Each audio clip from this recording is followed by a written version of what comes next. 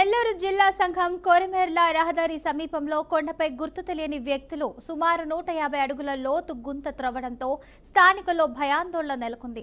గుంత వద్ద అయితే పూజా సామగ్రి, కొబ్బరికాయలు, నిమ్మకాయలు, అగరబత్తీలు లభ్యమయ్యాయి. అలాగే తవ్వకానికి ఉపయోగించినటువంటి పనిముట్లు అక్కడే వదిలేశారు. మేకలు కాస్తున్న కాపరి అనుమానాస్పదంగా అయితే వ్యక్తులను గుర్తించినప్పుడు వారు వెంటనే హడావిడిగా పరారైనట్లయితే తెలుస్తుంది. స్థానికులు ఈ త్రవ్వకాలను గుప్త నిధుల కోసమైతే చేయబడినట్లు అయితే అనుమానిస్తూ వెంటనే పోలీసులకు సమాచారం అందించారు.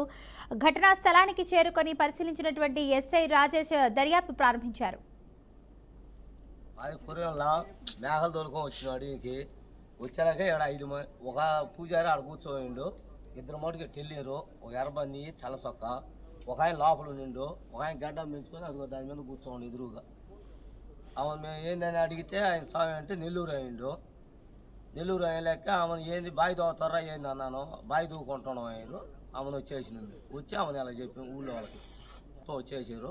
ఆమెను ఎస్ఐ గారికి ఫోన్ చేసారు అని అవును వచ్చింది తీసుకొని 200 అడుగులు ఉంటుంది. నేను చూసాను 200 అడుగులు. మళ్ళీ ఇటు కిందకి స్వర్గం వేస్తుంది, అది ఎంత ఉందో తెలియదు. మొత్తం 4 లిచ్చిండ్లు, 3 మడుగు దాంట్లో వేసినా అది ఒకటి పెద్దది ఉంది. గుమ్మడికాయ బొమ్మ అన్నీ చేసారు. అలాగే ఆడ మళ్ళీ గొడ్లు నిమ్మకాయలు అన్నీ ఆడ పెట్టారు. ఇది ఇప్పుడు ఆయన చేసింది కాదు, ఇది 2-3 నెలల నుంచి జరుగుతుంది. ఇది మాది కొరియన్లా మేఘాలు తోలుకొని వచ్చిన అడిగికి వచ్చాక ఇక్కడ 5 మంది ఒక పూజారి ఆడ కూర్చోయిండు, 2 మటుకు టెల్లిరు, ఒక ఎర్రబంది తెల్లసొక్క, ఒక ఆయన లోపల నిండు, ఒక ఆయన గడ్డం పెంచుకొని అదిగో దాని మీద కూర్చోండి ఎదురుగా. ఆమె మేము ఏందని అడిగితే ఆయన స్వామి అంటే నెల్లూరు అయిండు.